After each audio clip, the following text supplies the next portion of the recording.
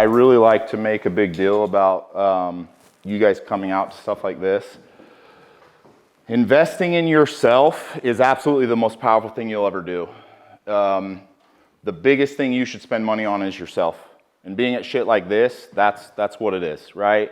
Investing in a group, in a mentor, in somebody that you actually look up to and desire to have something that they have is really, really smart. So I always like to start these off by saying, congratulations, you've already got past 99% of people that think that they have their shit figured out and they live this mediocre life the rest of their lives because they have all the answers. Now, with that said, one of the things I want to ask you guys, and I kind of want to be a little bit interactive. Most of the time when I speak, I'm speaking in front of thousands and thousands of people. I don't get the opportunity to be in smaller groups like this, and I truly enjoy this. This is much more intimate and it's a better feeling, so I want to do a little bit of interaction. I want you to answer the question, and I'm just going to pick random people if that's okay. Why are you here? Why are you here, and what did you want to get out of today? I'm here because I'm second generation in the trucking business, and my dad succeeded, but he never wanted to get any bigger, and I want to scale that to my own business. Okay. Give me a deeper answer than I just wanted to scale my dad's business. Why are you here? No, I have my own business, so I'm... You're second generation from your father, same business, but your own. Two different businesses. Oh, okay. I do the same type of business. Okay. But why are you here? Like right here today? Because I was not necessarily failing, but I could do better, and with the growing process, I had nobody to look up to on how to do that appropriately and whatnot, because my father was an owner-operator. He didn't have any employees, and I'm trying to bridge that gap. You're trying to get better. With experience. You're trying to get better. Yes. Okay. Trying to get better. Okay. Improve myself, those around me, business, personal, everything. A female. I'm here, I'm looking for my community, and I need to learn how to hunt the right client. Okay. Anything else specifically for you? It was really easy, I only live like 30 minutes away. Okay. Proximity. That's a good answer. I like that. That's an honest answer.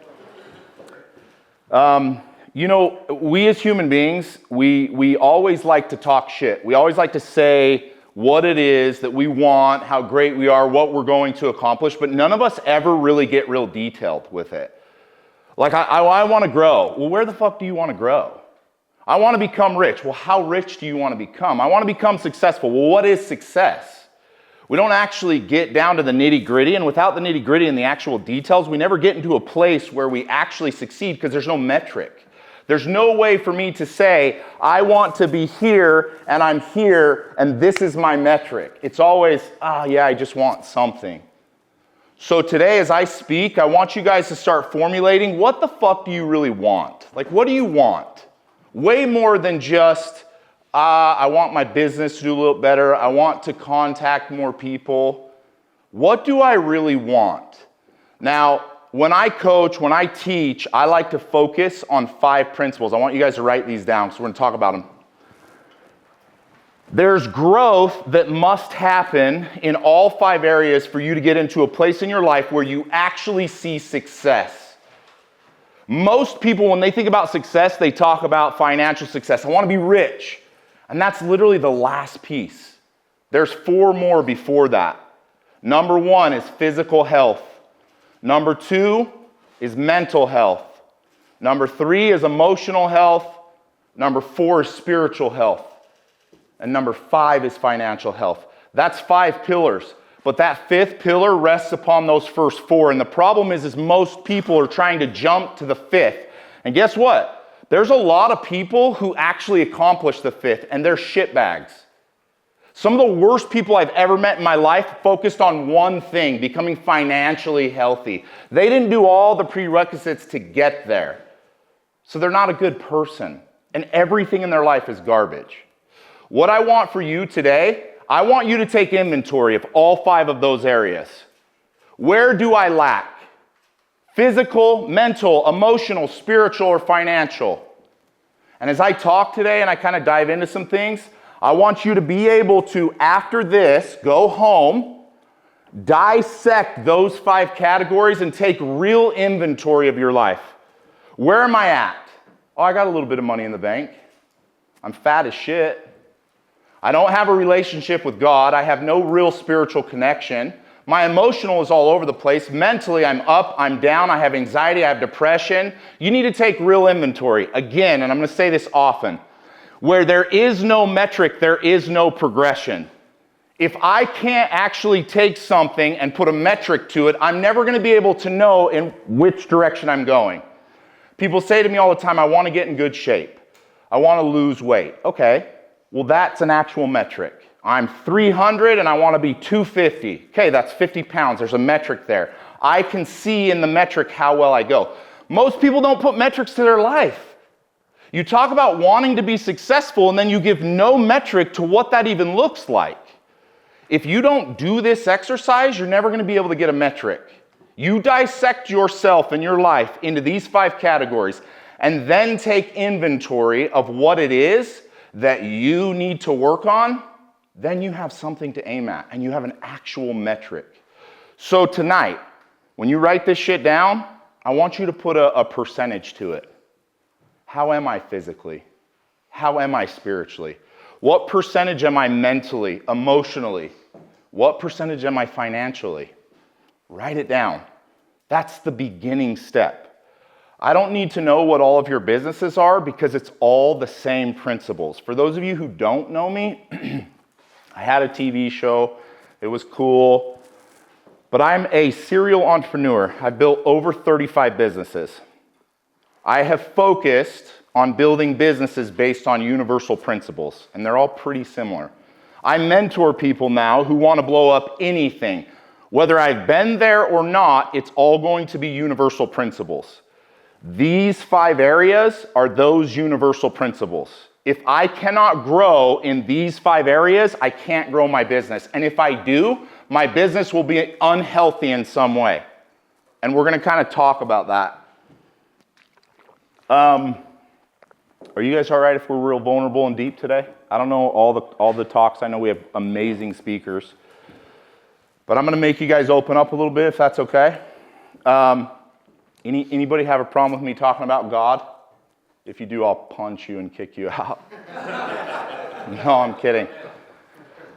I want to dive into something. In fact, I'm going to take my jacket off because I'm already getting hot. 2,000 years ago, there was a man that I look up to that lived. You guys probably know who he is, whether you're Christian or not. Jesus Christ. Now, this isn't going to be a gospel doctrine meeting, but I do want to set the stage for something for you guys to understand. 2,000 years ago, he did some amazing things. Whether you agree or not, was he a god or do I believe in Christianity? I don't give a shit. In the history of things, he was an amazing human being, plain and simple. He taught some crazy cool principles. And as of late, I've dove really deep into principles that he was teaching, not specific to the gospel, more specific to human success, which is why we're here. We're here for progression. We're here to actually become a greater version of ourselves. Your goal was, I want to meet more people. What was it? I want to have the right client. Have the right clients. Your goal is to grow your business. Every single thing you do is based on the version of you. You at your best, worst, or middle version. You haven't made the money you can't because of who you are. You haven't become successful because of who you are as a human being. So if you can take yourself and become a better version of yourself, that new version will be all the success that you want or are currently hoping for. So I go all the way back, 2,000 years ago. He teaches a ton of principles, so there's a ton of stuff I could have pulled from. But one of my favorite stories, he's with a multitude of people. He pulls from this huge crowd, doctors, lawyers, Pharisees, scribes, the smartest people at that time. We'll just say that.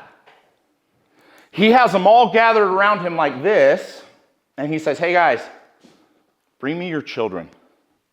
Let me have your children.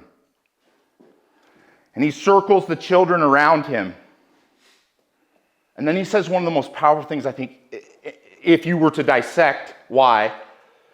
He says, you know what you should do to the lawyer, and you should do to the scribe, and you as the Pharisee, you should become like these children. And I'm sure all of them were like, hold on. What do you mean become like the children? Now, we have, because of the Nicene Creed in the 1600s, we only have this much real stuff in the Bible. Most of what was done, we don't have. He finishes that conversation off by saying, you should become as a child and you should be humble. But there was other things he was teaching, and I dove into that, and that's what I want to go in today, okay? Why did he tell us that we should become as a child? Now, for those of you who don't know me, I have 5 children. I have 5 daughters. Yeah, it's a lot. And I have become an expert in raising children over the last 12 years. And I dissect my children. I dissect everything they do. So when I read this, I believe it's in Matthew chapter 4 or 5, I thought, you know what? What was he trying to teach me pertaining to me today? What is it that my children possess and have that I should somehow dissect and figure out that he said, Keaton, become as your children? So I started to do that. I've been doing it for 6 months. And there's some really distinct principles that I've been learning from my children, other than they're fucking crazy. One of the most beautiful things about children is they're delusional as shit. They are delusional as shit. When I raised my first daughter, when she was 4 years old, most of you guys probably have kids, maybe you don't. One of the coolest experiences in life is when you get to take this human being and have them experience something for the first time, right? Like going to Disneyland or going on a plane or going to school, their first day at school. I was so excited, my 4-year-old daughter, to take her ice skating. I'm out of my mind, and I'm just like, she's gonna fall, and she's gonna need me. It's gonna be a great experience. As I tell her, hey, we're gonna go ice skating, she looks me dead in the eyes and she goes, I'm gonna crush it. I'm gonna crush it. And I was like, what do you mean you're gonna crush it? What does that mean? She's like, Dad, you don't know this, but I'm an unreal ice skater. I'm like, have you been ice skating without me? What do you mean you're an unreal ice skater? She's like, I just know I'm unreal. I'm unreal at ice skating. So we go down to this local ice skating rink. For those of you who don't know, I'm fairly athletic. I'm pretty damn good on ice skates. So I'm like, I'm going to show her how good I am, because she's looking at Dad like, he's 300 pounds. There's no way he's good on ice. So I'm all excited.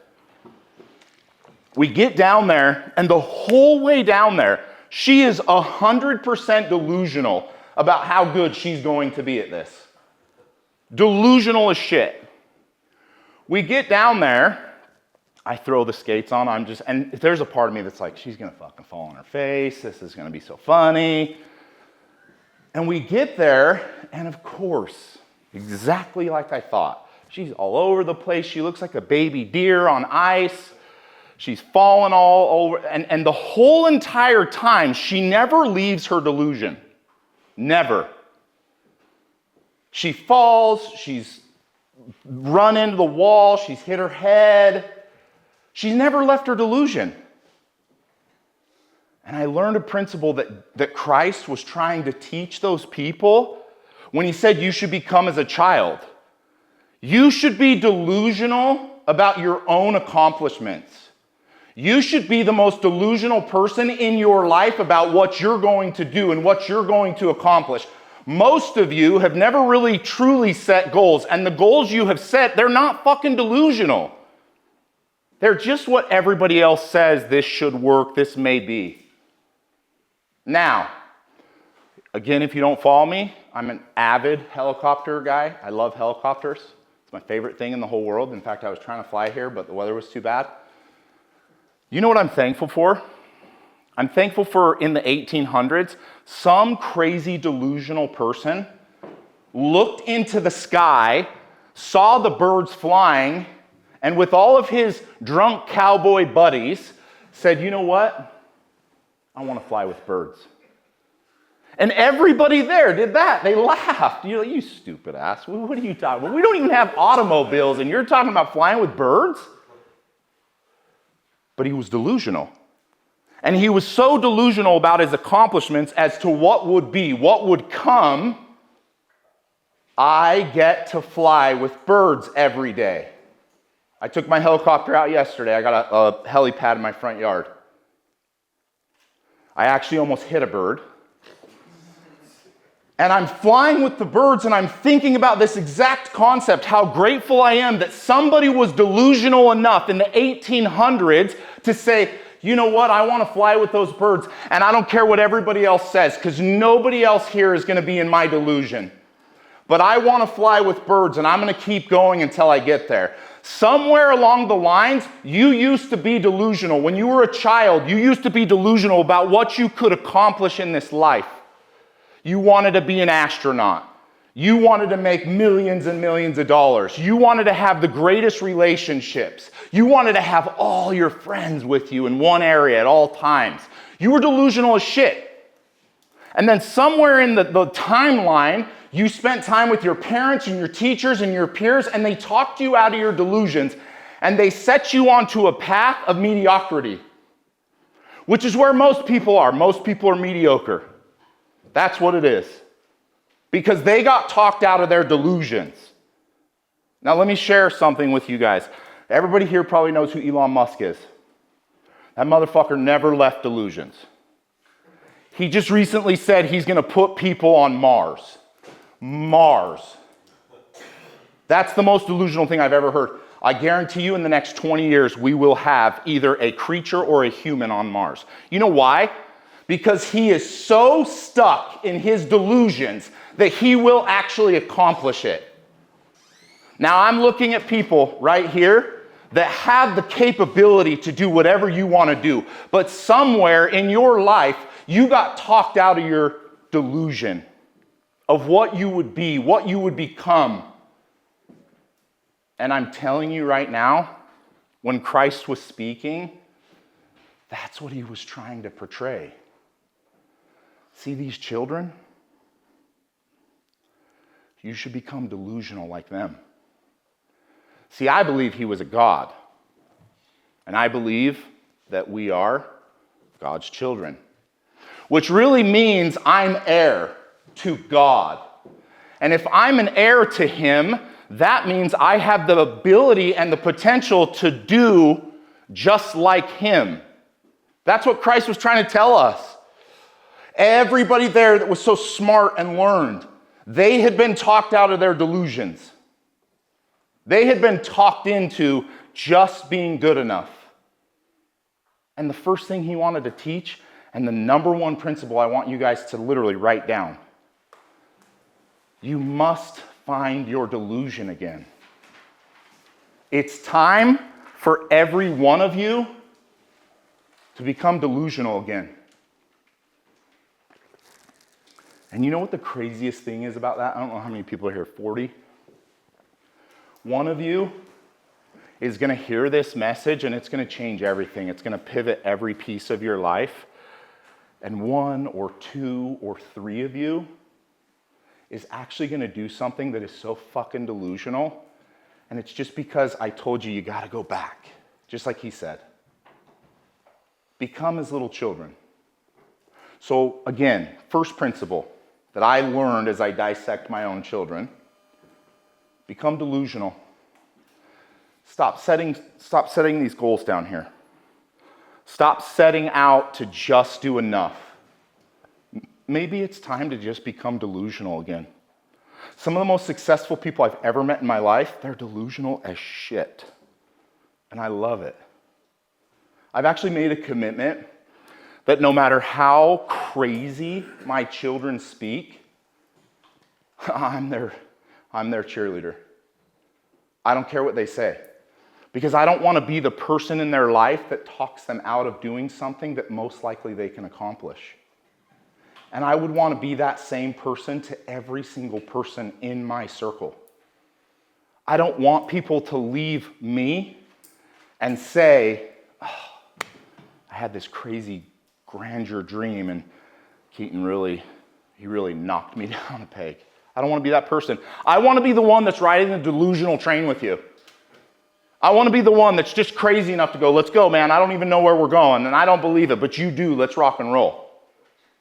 And some of you not only don't understand this principle, but you're actually the person that's spending time with the people you love the most, talking them out of their delusions that one day they would otherwise accomplish if it wasn't for you. See, that's why this whole personal development thing is so big. You don't understand the waves that you cause in your life when you aren't the greatest person that you should be. When you aren't your greatest version, you're not the only one that's affected. Everybody else is. So when I make a resolution to myself, I'm going to become that. And I'm going to become that for everybody. My children, my wife, my friends, my family. That's when you start to see crazy success.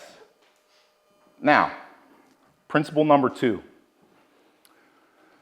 My niece, she is just a spitball of fire. My sister told me like 3 weeks ago they went to the grocery store, and she said she was walking down the aisle, and this lady came by, and she had like, I wasn't there, I'm just giving the story. She said this lady came by with big, like really big warts on her face, and my niece, bless her heart, she walked right up to the lady and she was like, "Why do you have boobs on your face?" My sister was like, "Holy shit." Okay. Grabbed her, walked out. Brutal honesty. Something that we, somewhere along the lines, lost track of.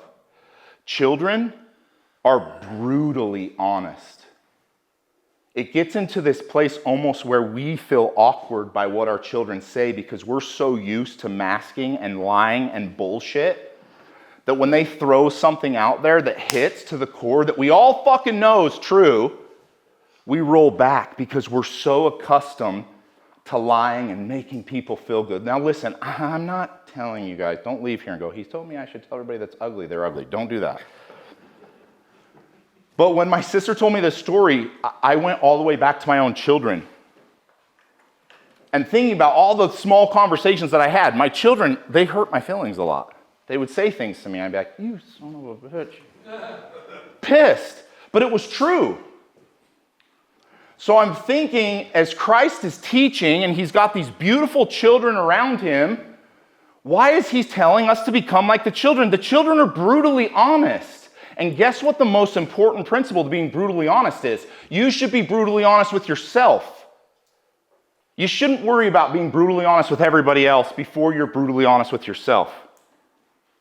Now, I told you the most important thing you can do pertaining to progression is have a metric.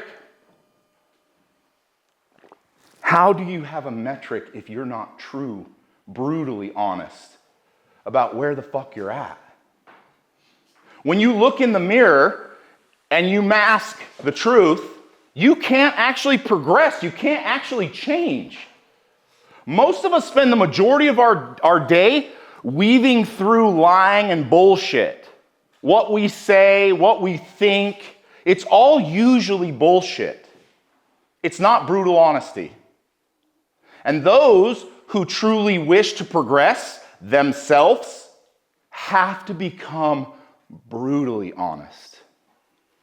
Brutally to the point where it hurts.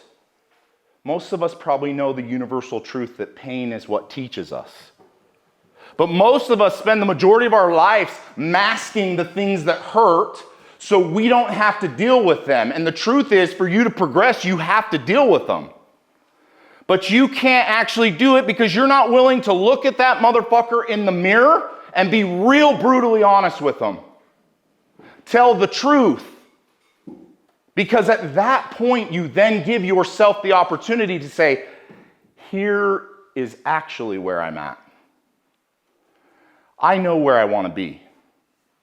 I could say all day long, I wish to be a millionaire. And if I'm not brutally honest that I only have this much, I'm never going to actually get there. The truth is, most of you have spent the majority of your life masking the truth. And as hard as it is to accept, it's time, if you really seek to get better, to be brutally honest. And it starts here. I'm not telling you to turn around today and go be brutally honest with your neighbor. I'm not. You got to be brutally honest with yourself. I can never truly progress. I can never truly get anywhere if I can't even accept the truth and the platform in which I'm on right now. The second principle, the one that I think is probably one of the most important, Christ was teaching us to become like the children, and I have watched my children day in and day out. They are brutally honest to the point that it hurts. But I believe that was the principle he was trying to teach. Now, third principle, and I actually think you talked on it for a second. I wasn't here for your full talk. Most of you will never truly understand what it means to be present.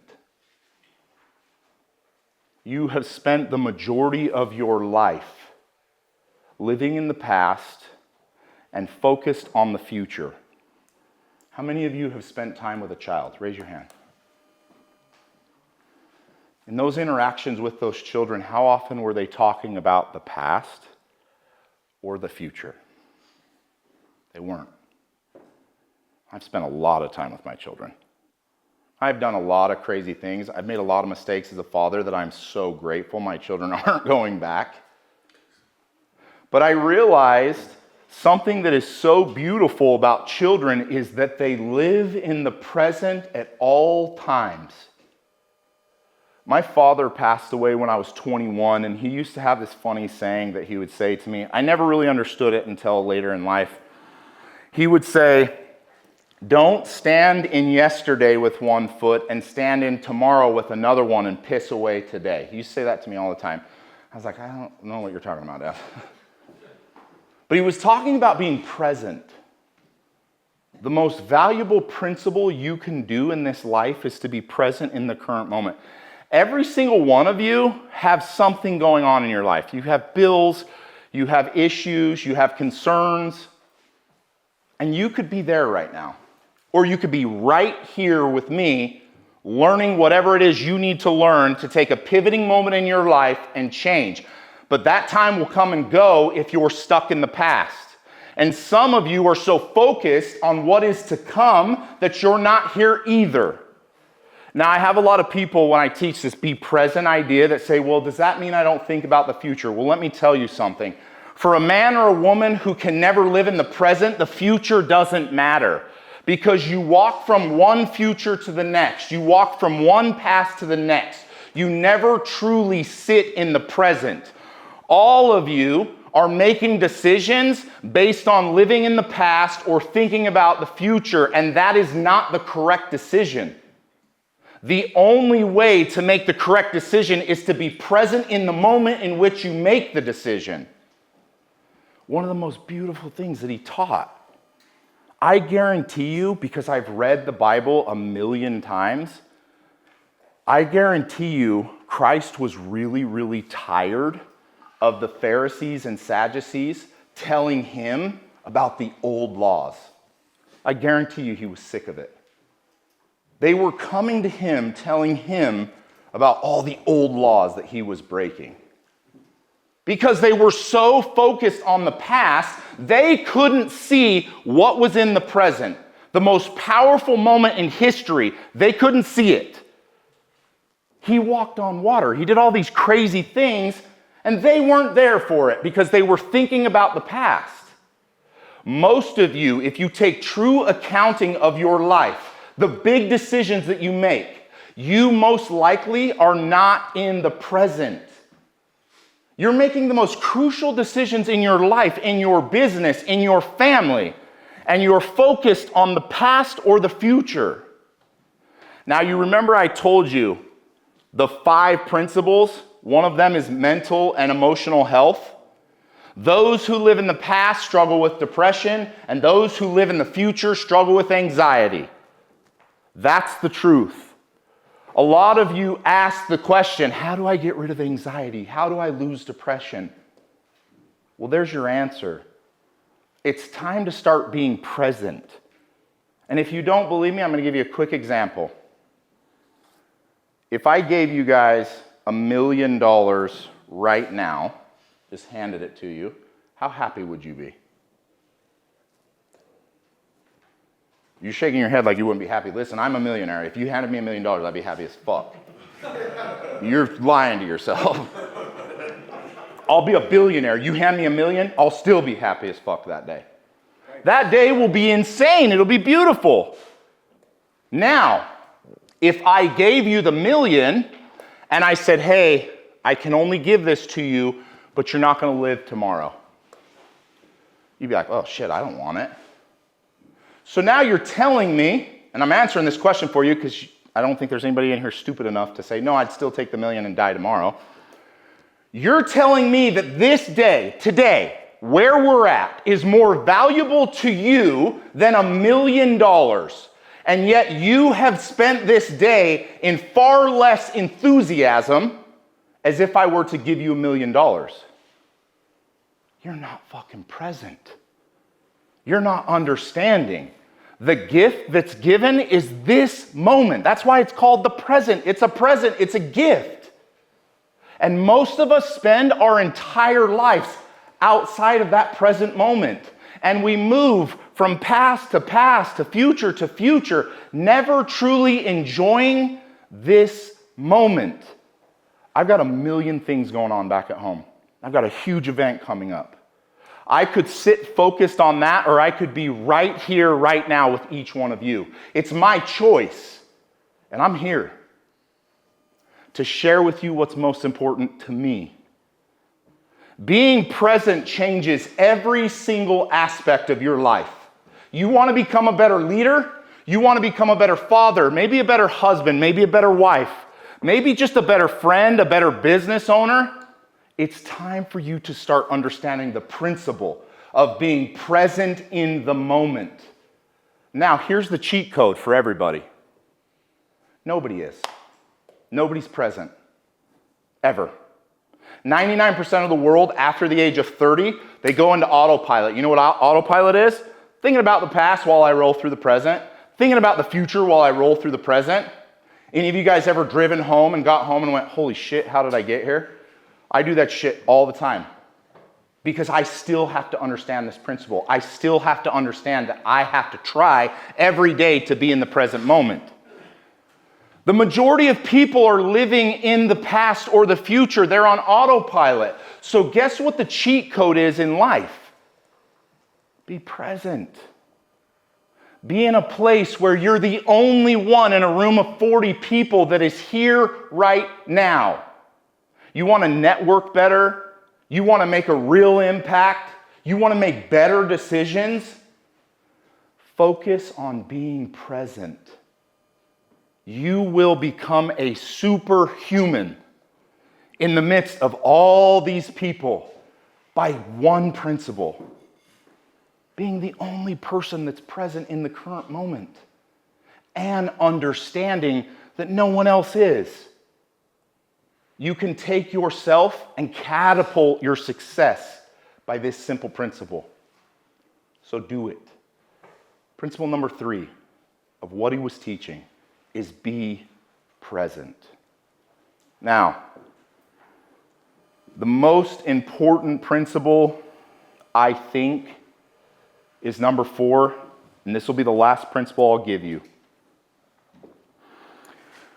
My daughter, ice skating with me, she was so stuck on her delusion that she continued to fall and get hurt.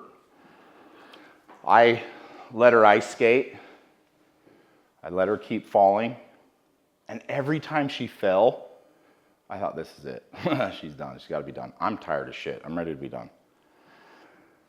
But every single time she fell, I remember specifically, this was years ago, I remember specifically her falling and just shaking it off.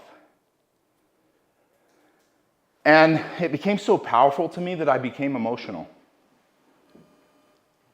Finally, I watched her fall on her face, and she didn't break her nose, but she hit her nose pretty hard.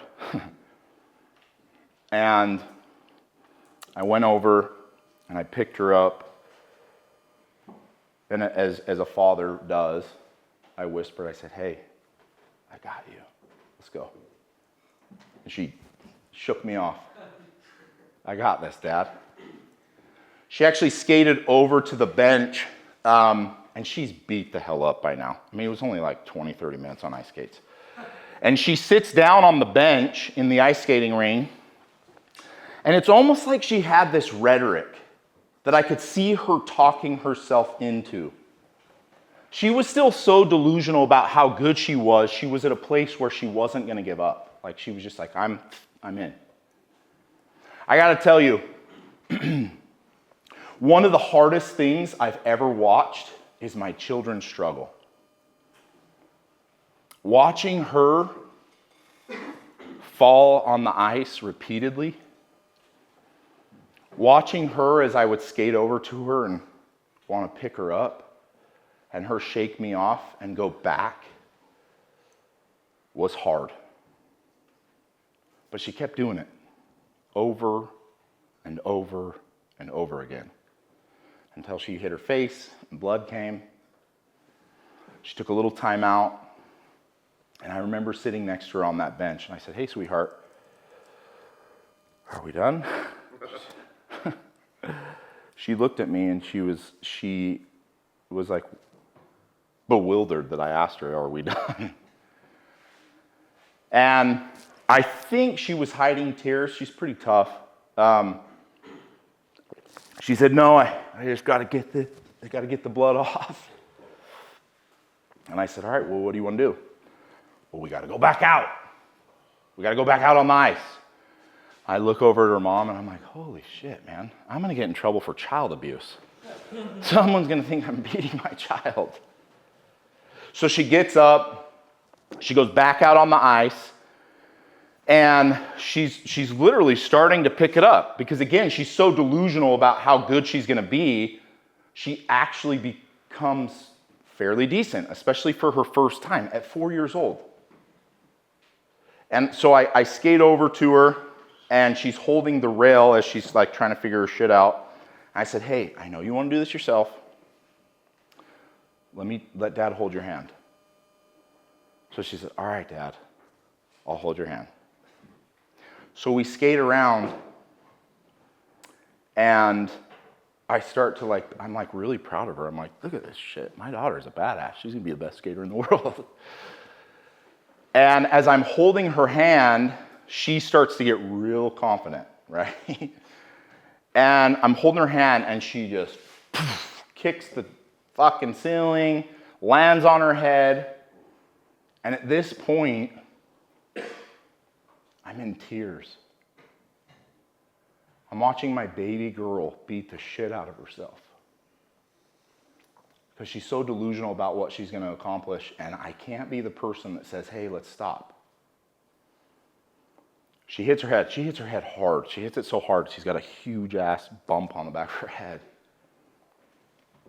And I watch her as she tries to get up, and she just kind of sits there. And again, I see her shake it off. And I'm over here trying not to let her see me cry. Like, Dad, you're a pussy. What are you doing? I don't want her to see me cry because I'm like, oh shit, all right, I'm over here shaking off tears. And she gets back up. And she keeps going. And she did this for like another 30 minutes, which doesn't seem like that long, but when you're getting the shit kicked out of you, I felt like it was pretty long. I learned something from her that I have integrated into every single aspect of my life and that I will continue to integrate as long as I live. Children are resilient. And most of the time as we grow older, our resiliency, we lose. We get into a place where we get kicked down and then we just kind of lay in the mud. Another thing my dad used to tell me all the time, whenever I would fail, he would say, hey, you got kicked off the horse. Are you going to lay face down in the dirt or are you going to get back up and get in the saddle? My daughter, my 4-year-old daughter, was teaching me a principle that I have held now true for every aspect of my life, my business, my marriage, every single aspect of my life. I've asked the question, am I resilient enough? When Christ gathered the children, I think he was trying to teach a lot of principles. But one of the ones I think he was trying to teach the most was look how resilient these children are. Look at what they go through and what they've been through, and they continue to get back up over and over and over again. I've actually never met a child that I watched fall down that just quit in my whole life. I've seen grown men do that. I've seen a lot of grown men fall down and quit. I've never seen a child fall down, scrape themselves, beat themselves up, quit. And I think that's what he was trying to teach us, was that if we wish to become powerful, way more powerful than we currently are, we have to go backwards. We have to become like these children, and these children are resilient as shit. So if I dissect these principles and I lay them out really simple, you got to be delusional, like the children are. You got to be brutally honest, like children are. You've got to be present, which for some reason it seems like the only people I've ever spent time with that are present are my own little children. And then you must be resilient as shit. To the point where when you fall, it's just a fall for you to get back up. How many times in your life have you fallen and said, this is it, I'm done, I don't want to do this shit anymore? How many times have you failed, made huge mistakes, that you turned around and said, I'm done, I'm not getting back up? Most of you have probably quit at a lot of shit because you weren't resilient like children are. And I think the most valuable lesson I could teach anyone pertaining to progress is the simple idea that you must be resilient and continue to keep moving forward. Which again, if you're not delusional about what you're going to accomplish, you'll quit that shit all day long. If I'm not so tied to the delusion of what I wish to accomplish, I'll quit. See, the principles he was trying to teach us, there's a million of them. I spent one night writing down all the shit that I learned from my children. This is only 4 of pages. But I realized for me, personally, these 4 principles have changed every single aspect of my life. And they continue to change every aspect of my life. That I'm willing to chase until I get what I want. Most of you need to do exactly what Christ was teaching all of the multitude of people. Become like the children. Because in them is where you're going to find the answers to every single success that you've ever wanted. The last thing I'll leave you with is this. Somewhere along the lines, you traded in the idea that failure wasn't the way. I don't know where it is. Everybody trades it in at some point. that I want to become successful, but not if it takes too much failure. And we think about children learning to walk and learning to run. What if your child said, you know what, Dad? I'm tired of trying to walk. Not going to do it. Put me in a wheelchair. You'd have a wheelchair kid running around because they decided to give up. But the truth is that you guys do those things throughout your life. You run and you fall and you go, that's it, I'm done. I'm out. The most beautiful thing about this principle is that every single one of you possessed all of these things at one point in your life, and we got to go back. All too often, people get up and teach about the future you and the future this. And that's not what I'm teaching today. It's going back to the child you once were, to become whoever you were. All of you walk today because you got the shit kicked out of you crawling, walking, and running, but you continued down that course of action until you accomplished it. And for some reason, whenever you decide to go out and accomplish something, it's only a matter of time until you quit because the failure's too much. But going backwards and becoming that child, you're resilient as shit, and you don't quit, you don't give up, and you understand, just as my daughter understood, Dad, I got to probably fall 15,000 times before I really get good. She wouldn't have said that to me, but she knew it. That's why every single time she fell, she got back up, she shook that shit off, and she actually has become a good ice skater. So, for every one of you, and I know every one of you are at different places in your life, in your business. If you have children, or if you have access to children, whether they're your nieces or your nephews, spend a little time finding attributes and traits. I don't think it was a coincidence that the greatest man in history told us that we should become like children. I got to tell you, I spend a lot of time in personal progression and developing myself, and I spend the most time taking the most notes when I'm with my 5 daughters. Mental notes and actual physical notes. Whenever I struggle with an issue, I literally will reflect on my time with them and whatever it is they're doing, because something they're doing is teaching me what I need to know pertaining to whatever it is I'm trying to accomplish. And this sounds crazy, right? Most people are thinking, I want to find the most successful person and I want to become like them. But the truth is that the attributes and traits that they possess are the same one that the children do. And the most beautiful thing, and this is the last thing I'll say, children are obsessed with learning everything. That's why they learn how to talk and walk and run.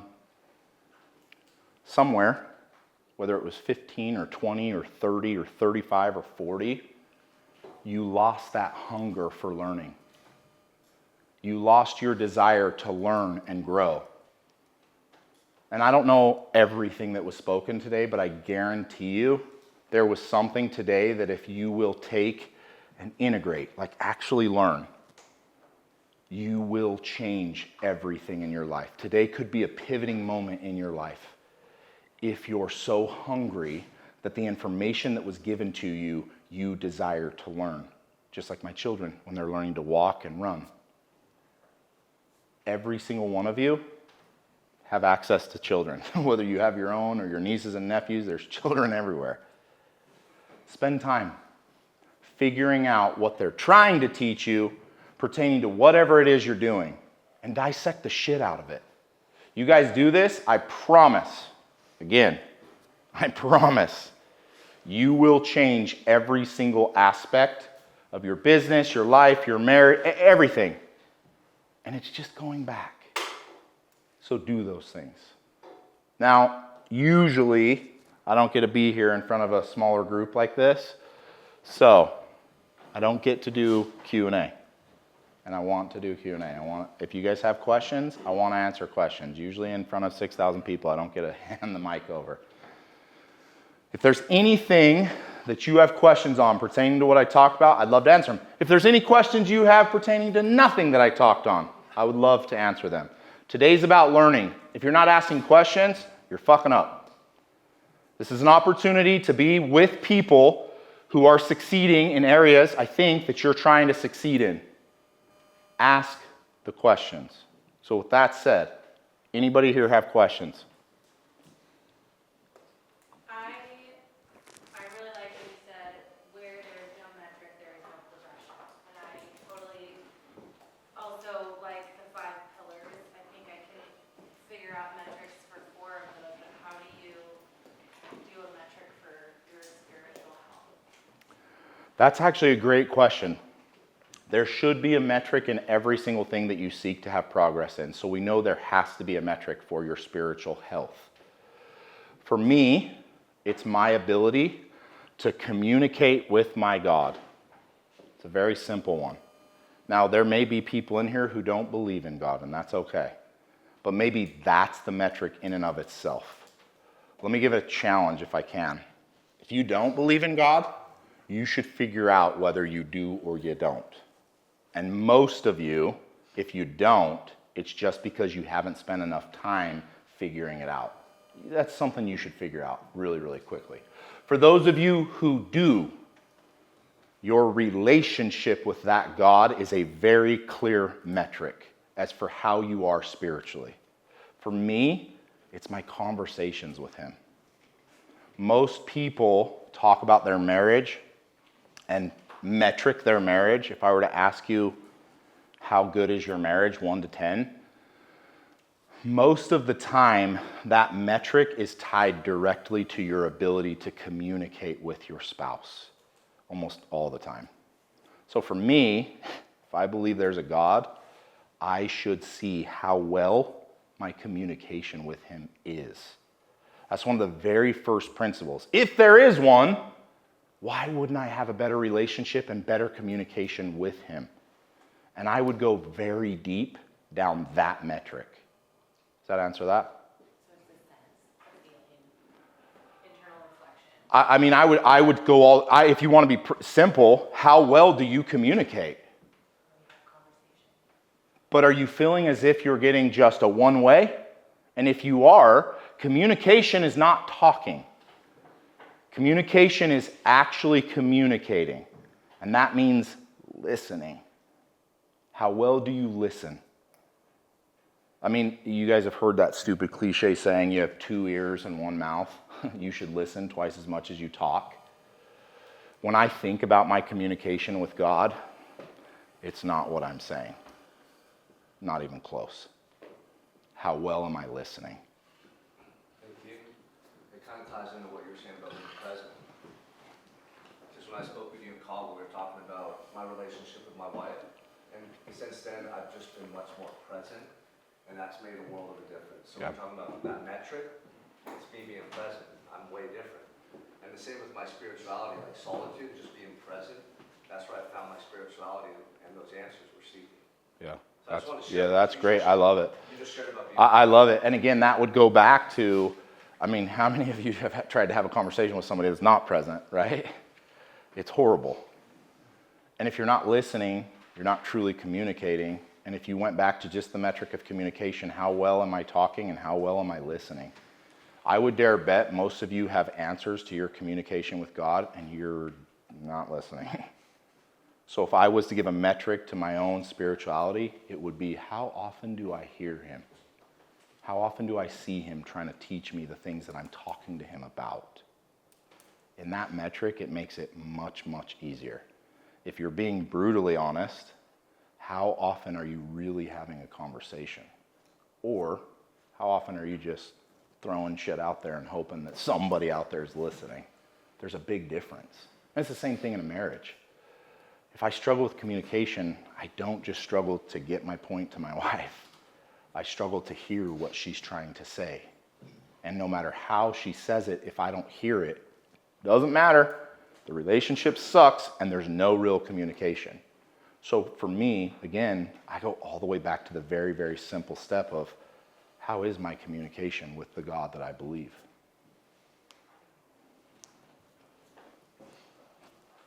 So you talk about being in the past or the future and not being present.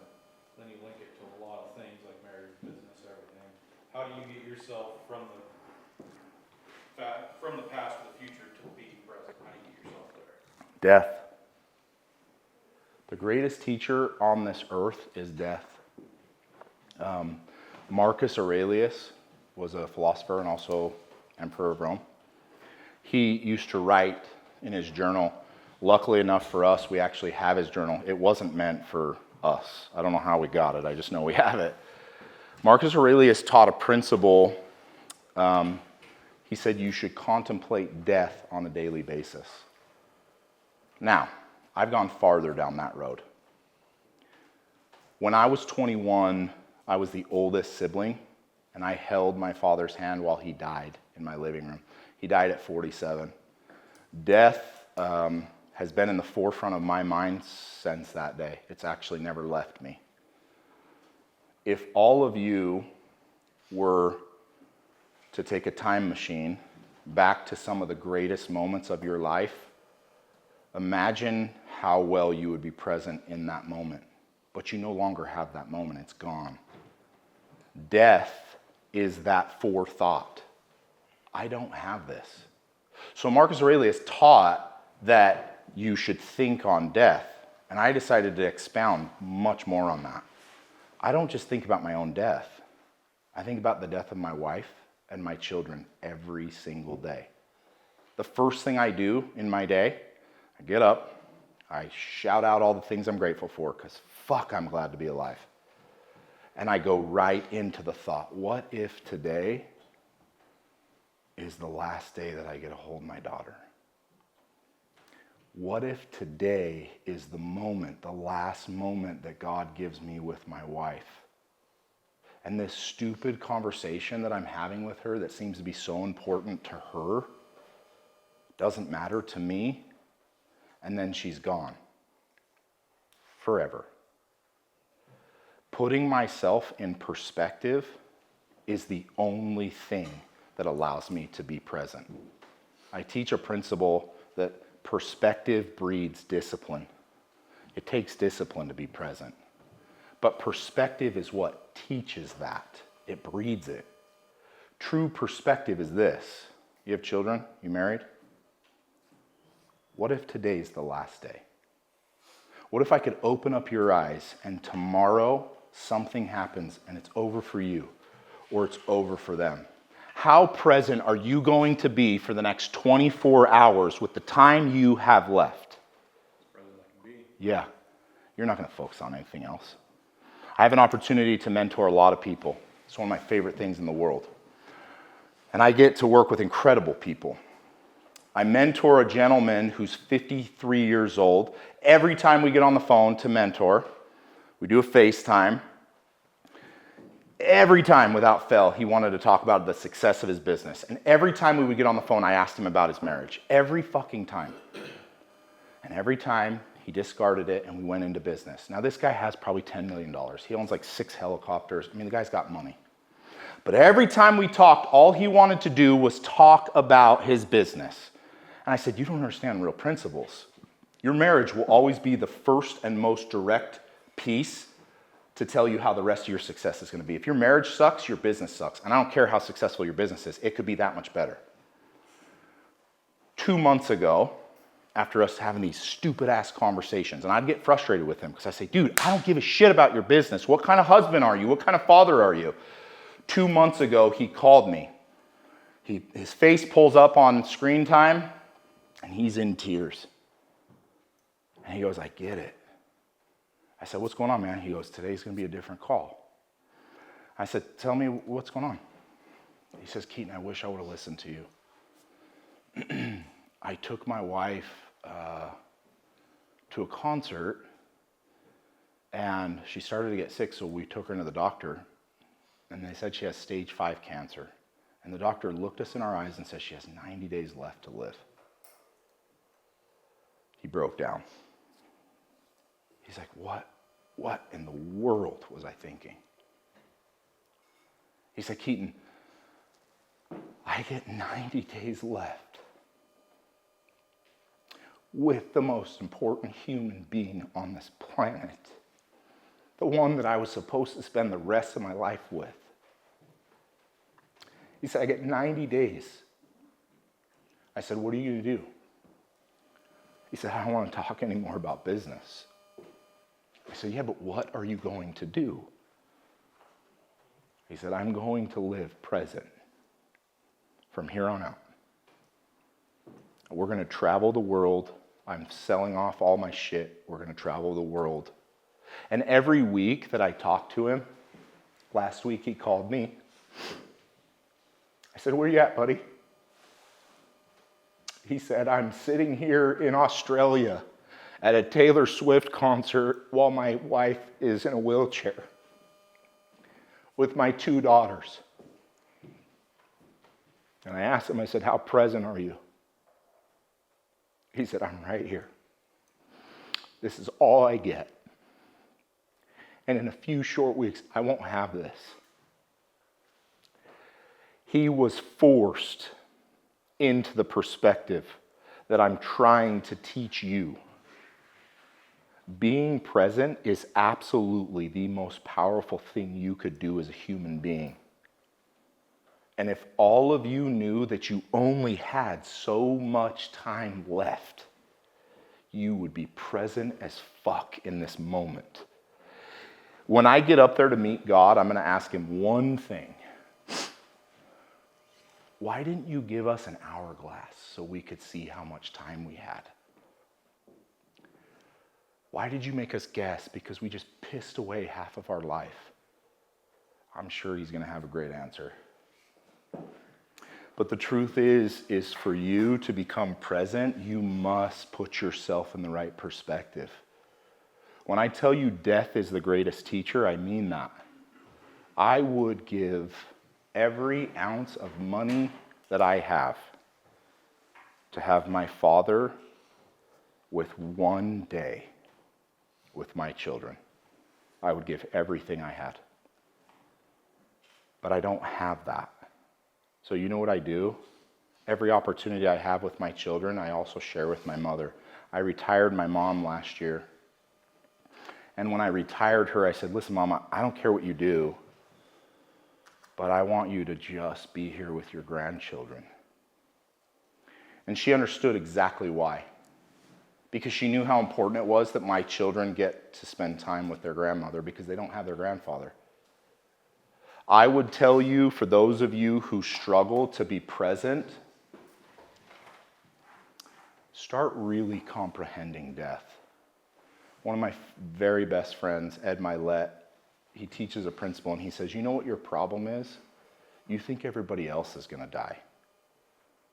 You don't realize that you're going to die. If some of you had an hourglass on your shoulder, I would dare bet there's a human being in this room who won't be here next year. What will that human being do in the present moments he's given? You got 1 year left. So every single morning, and it's easy for me, by the way, I have a brand new baby. Every morning, in fact, I did it this morning. I wake up, I go through all the great things I'm just grateful for. I have a beautiful life. And I look over at my daughter in my wife's hands. And I ask really, really simple questions.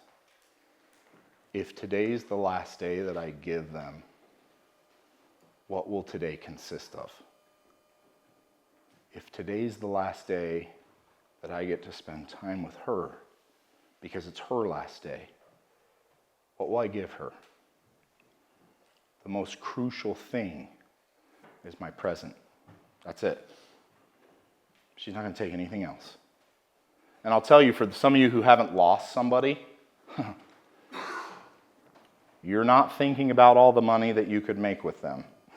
You're not thinking about all the successes. You're thinking about all the things that you didn't get to do. And even worse, you're thinking about the things you did do that you weren't fucking present for. That you weren't there. Right before I got here, my daughter's first soccer game was this morning. And I wanted to call her, wish her luck. And I sat out there on FaceTime with her. And I asked the question again, because I stay in this mindset. What if today's her last soccer game? What if this is the last time you get to watch your second child have a soccer game? So what must I say in this present moment to be present right here with her? The greatest thing you could ever contemplate will be death. And if you really internalize it, I'm telling you, every one of you, it will change every single interaction you have in your life. Everything. Most of us, there's some pretty big, cowboyed up guys in here. We want to be tough and badass. The most badass thing you can do as a man is tell those people you love that you love them. The most badass thing you can do is tell people how you feel about them. And I do that often because I often stay in the idea of death. I start my day with it and I end my day with it. I always take a recounting at the end of the day. Keaton, if today was the last day you were given, are you happy with how you were? And let me tell you, especially recently, there's a lot of times I was not happy with what I gave that day. So I got to get better over and over and over again. Marcus Aurelius was a genius, but he taught this principle, and for those who really want to be present, that's it. True perspective breeds discipline. Discipline to do what you must to be present. So do that. Any other questions?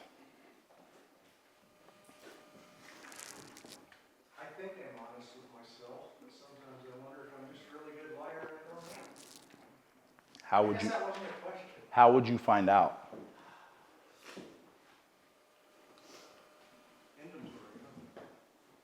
Exactly. You answered your own question. Most people don't really take inventory. I think most of you guys are business owners. How are you running a business without taking inventory? You can't do it. If you sell a product and you don't take inventory, you're in deep shit. We understand that principle in business, but we don't understand it in our life. So when I ask you about those 5, and you go, well, shit, I never thought about spiritual. What is that? Well, shit, that's the first time you're going to take inventory of it. How do you figure out what the metric is? Well, it's going to take time to take an inventory. It's going to take time of thinking about it every day. How am I honest with myself? I take real inventory.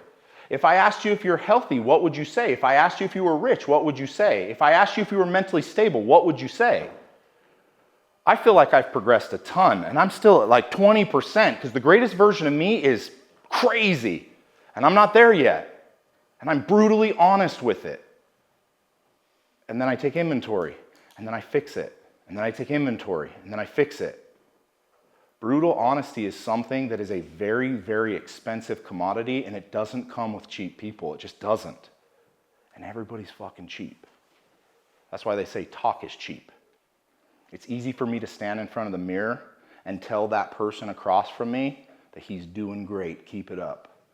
It's really hard to look at him and say, you're the problem and you're the solution. What are the problems? For a lot of us, it's so much easier just to bypass that mirror altogether.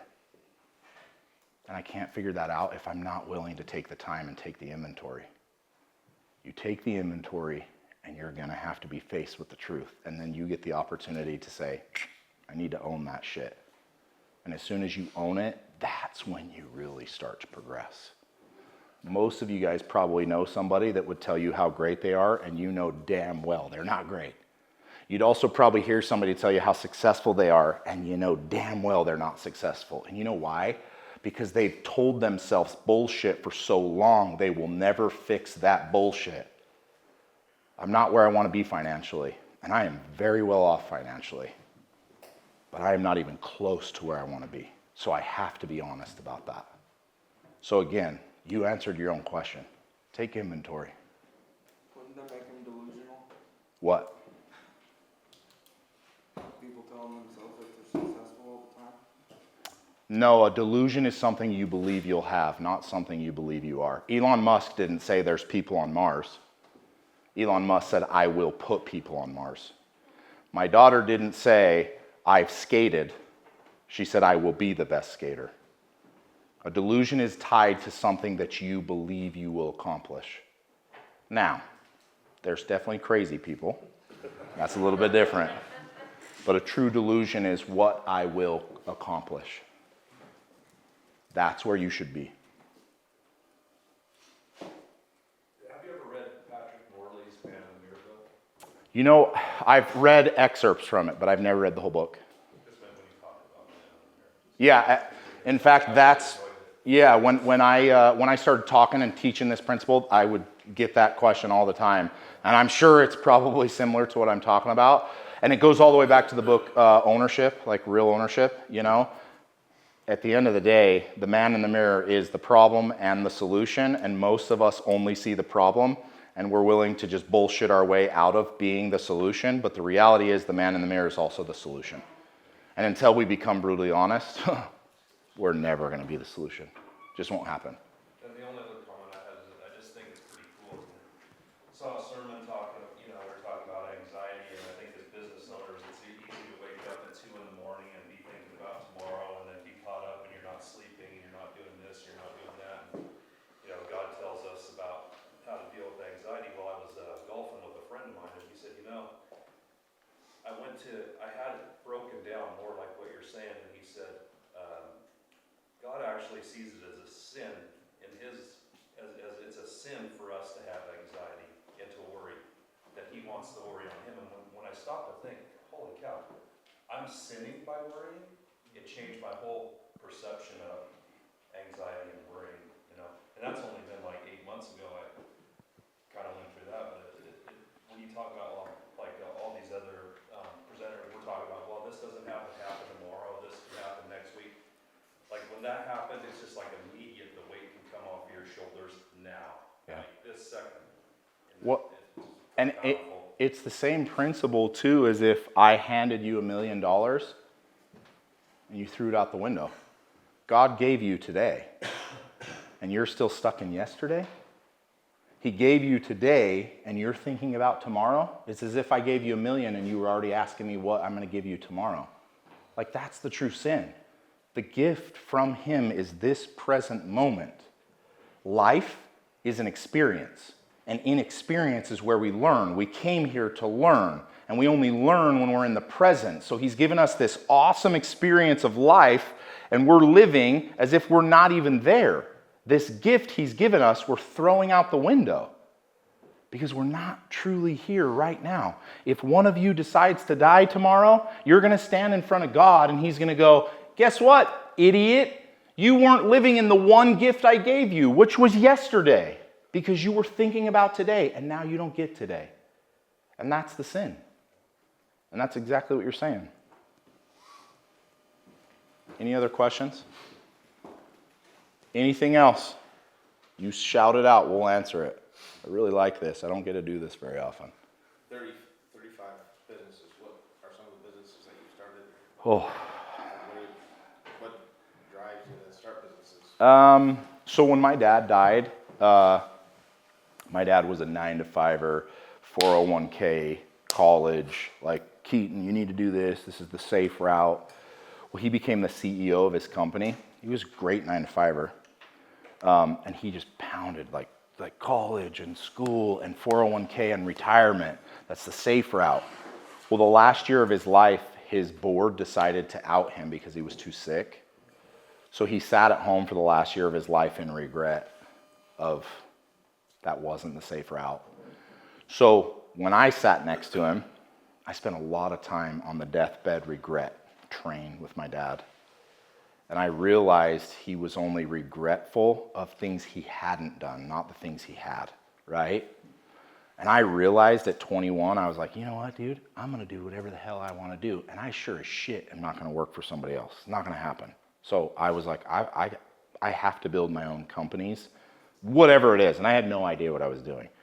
And at that point, I forged in my mind a saying that I say a lot, which is I would rather sink on my own ship than sail on somebody else's. So literally, when my dad died, I was the oldest. I made some pretty big commitments to him. Some of those were take care of all of your siblings. I had 5. Take care of your mom. Take care of your own family. And I was like, well, I sure as shit, I'm not going to do that working 9 to 5. It's not going to happen. So literally, the week he died, I was like, all right, I'm going to start a business. I don't even know what I'm going to do.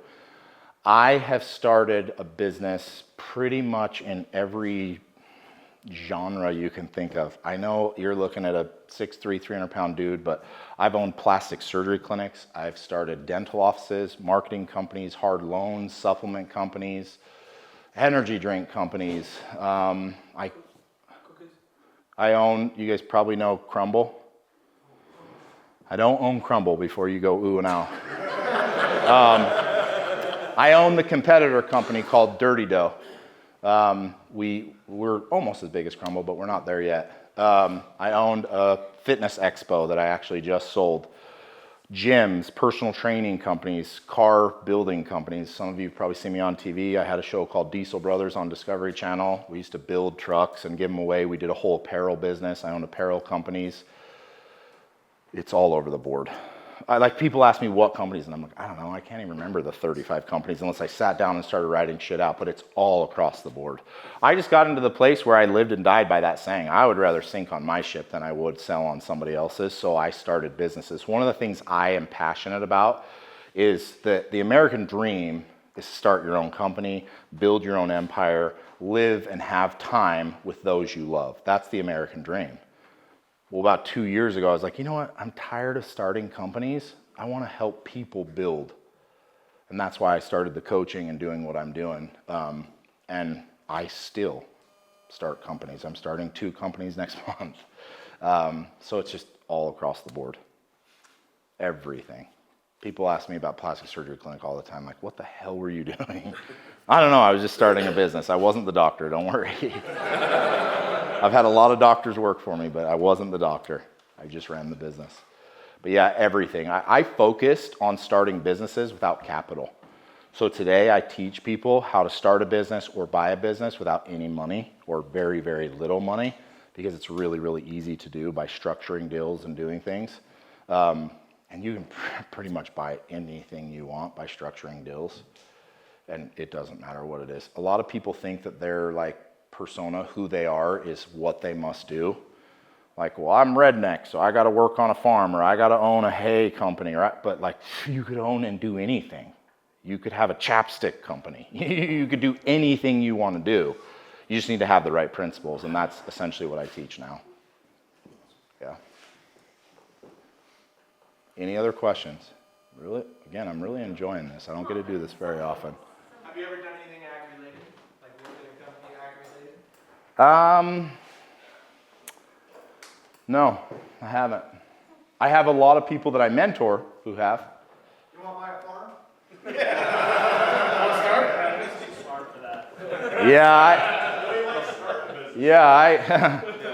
I actually mentor a few people. One guy in St. Louis who he's starting a farm and doing the whole thing. He's leaving a corporate job, and I'm like, this is a lot, man. This is a lot. And he has some good money too, and I'm just like, we'll get through it, but this is definitely a lot harder than I thought it was going to be. But I've never done anything ag. I'm sure I will. By the time I'm done, I'm going to have thousands of businesses, so I'm sure I'll be there. Maybe I'll buy Jesse's hay barrel business. So what do you do for mentoring? I understand you mentor, but what's your programs? So Guys like Jesse, or if one of us... Yeah, so I have a program just like Jesse where I have a group program. It's called Limitless Society, where I teach exactly what I did today. I teach twice a week. I get the group together. It's about 1,000 people, growing really fast. It's the fastest growing coaching group in the world right now, which I'm lucky enough to have. In that, I get to mentor with phenomenal human beings one-on-one. I'm very, very picky about who I get to spend my time with one-on-one. I charge a lot of money to come out and speak, and I come out for him for free because I support every single thing he does. Like, you guys don't just have somebody who knows a little bit. He's got his shit together. Phenomenal. But when I mentor people one-on-one, I send them through quite a bit of qualifications, and I don't have this like cookie cutter program because nobody is the same. Like, if I told you I could help your business and I pulled out a pamphlet and was like, here, dude, here's how you do your business, you're gonna be like, get the fuck out of here. Everybody's business is different. Now, there's universal principles, and I'll tell you again, if I don't home run anything for you guys, your personal development will always directly reflect the success you have in your business, always. If you are not obsessed like a savage with personal development, you'll never truly succeed. And some of you that are like, well, you know, I make $10 million a year. I'm like, you could be making $100 million if you grew yourself. So a lot of what I do on my one-on-ones is we focus right out of the gates on personal development, things that you lack in. Then, actually pre to that is we focus on your marriage, because your marriage is the most important thing in the entire world. Then we'll dive into your business. And business is easy as shit. It's not hard. There are universal principles. It's fairly simple. And then we dissect the shit out of your business. We dissect you as a leader, which most people don't understand, that your business directly reflects your leadership. The number one question I get is how do I get good employees? You're the problem. When you ask the question, how do I get and keep better employees? You're the problem, because your leadership directly reflects the culture and the people. So when I one-on-one mentor, like, it's a very, very deep dive into what you must focus on personally and then in your business. And I really, really enjoy it, but I get to handpick. I only work with about 100 people one-on-one. The rest of the people I invite to be a part of Limitless Society. Which, by the way, I do have an event coming up in 2 weeks. I have the world's best speakers. I'm not saying that lightly. I've spent $2 million just to have speakers come. It's in Salt Lake City on April 27th. And I am more than happy, I don't do discounts, I'm more than happy to give everybody here 50% off any ticket you want if you want to come. It's in an arena. There'll be 10,000 people there. I'm literally taking the world's best speakers, the world's best entrepreneurs, and the world's greatest and most successful human beings, and I'm putting them in front of you and going, go like hell. You got 12 hours. Let's go. Any of you guys want to come, you're more than welcome to talk with Jesse. You can message me. You can actually get me, I have my Instagram is The Muscle. And as crazy as it sounds, I have like 2 million followers. I answer every single one of my DMs. Yeah, I know it's a lot, but I answer them. So if you guys have questions, you want to connect, message me there. Happy to connect with you. And again, if you guys want to come to the event and you want to get 50% off tickets, you can get with Jesse or you can message me. Love to have you guys come. It's just like this. It's very, very, very valuable to surround yourself with people who have done it and then listen to them as to how they did it and then implement it into your life. It's a really, really cool event. I think that's it. Thank you, guys.